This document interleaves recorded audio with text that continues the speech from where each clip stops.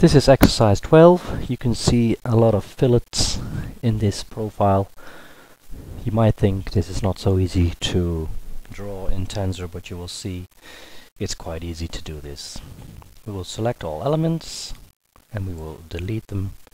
Please take a look at your CAD exercises document, which you can download on our download page, and see and watch how we define this profile. So afterwards you can repeat this for yourselves. So our 0 point we might define in the middle of the profile, as you can see in the CAD exercises document. So we can start with the left radius of 11.25. Reset. X value is minus 52.5. Y is 0. The radius value is 11.25. We would like to draw it clockwise. Look at the example. This is what we need. There's our first arc. The next one is 36.5, which is a fillet between the arc we just made and the bigger arc with the radius value of 90, of which we know the center and the radius. So we can move to the arc coordinates function and enter reset. X value in this case is 0, the Y value is 15, the radius is 90, and we will move from this point to approximately, let's say, 90 degrees, and we click on OK.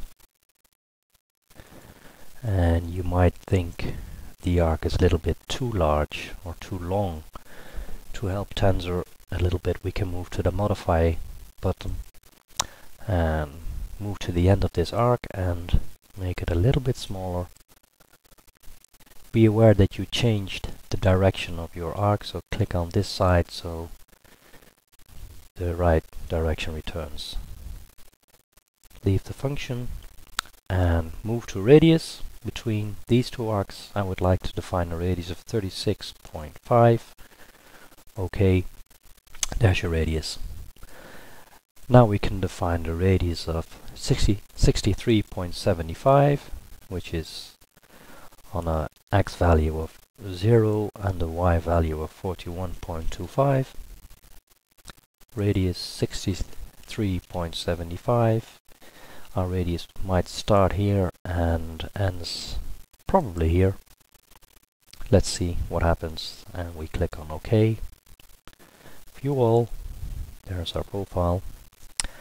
And here we can define a new line by using this sketch line function, or what we could do is line angle, which will give you a line with an angle connected to the last arc, which would have an angle of minus 90. The length is not known yet, so leave it to 15. And then we can move on to the next arc with a radius of 11.25. Reset. X value is 52.5.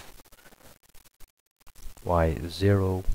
The radius is 11.25, which would start here up to here probably, or maybe a little bit further, like this for example. Click on OK.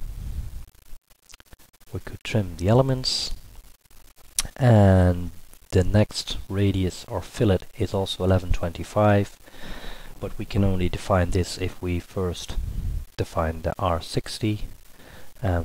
From of this arc, the center and radius are known, so we can move to arc coordinates, which gives you an X of 0 and a Y value of 41.25.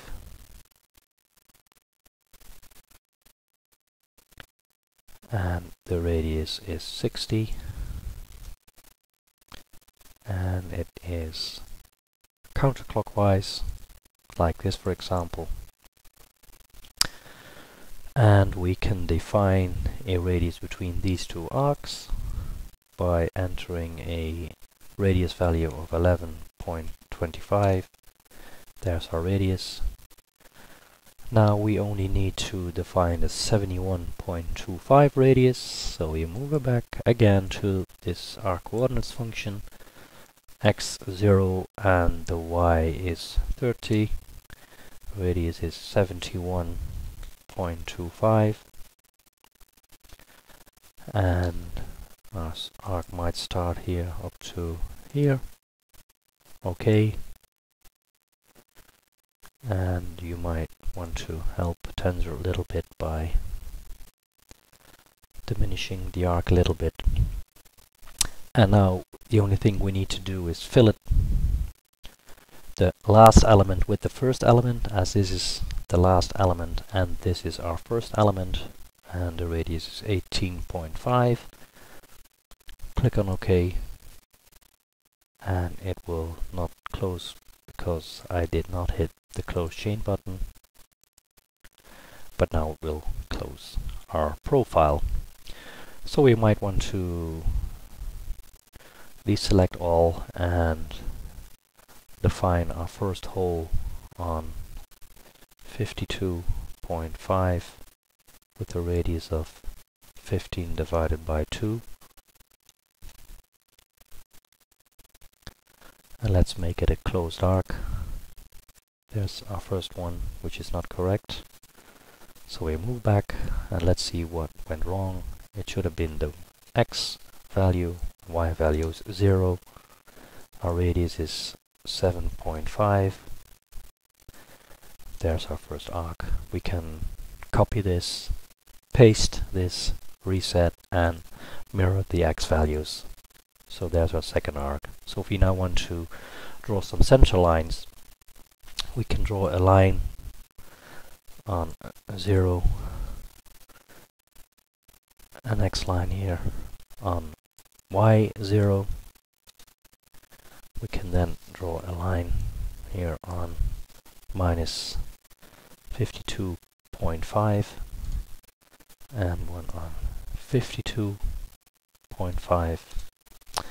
And if we now move to change attributes and we move to contour, we can select a line type, in this case a center line type. We can even change the color if we want to into green, for example. Click on OK, deselect, and there's our profile. So if you want to dimension this profile, you can select, for example, a few arcs, like this one, that one, this, and that one, and move to draw dimensions single, and you will see all dimensions appear, and you can move them to the right position. There's 36, 18. As you can see, this is a R1125. So if you now want to define these two arcs, we could have done this automatically, of course, with the other arcs. Dimension single, and you get your 15. If you want to add a diameter sign on these two dimensions, just move to draw or change attributes, move to dimension, and you can enter a diameter sign by entering this with the O. Click on tab and you will see the diameter sign appearing. Click on OK. So there's your diameter sign. You can also dimension, of course, the centers by draw dimension single. Click on this one, on that one, and on that one, and just move them around a little bit so you have a better look at the dimensions.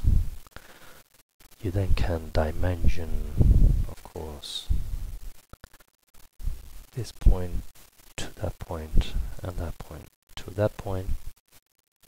You see 52.99 is not in order, so you might not have clicked the right reference snap point from this point to that point. That's better, that's 52.5. Move to the dimension and replace them.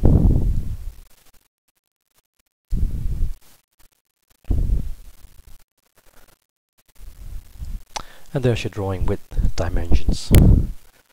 So try to do this exercise yourselves and then move on to the next exercise.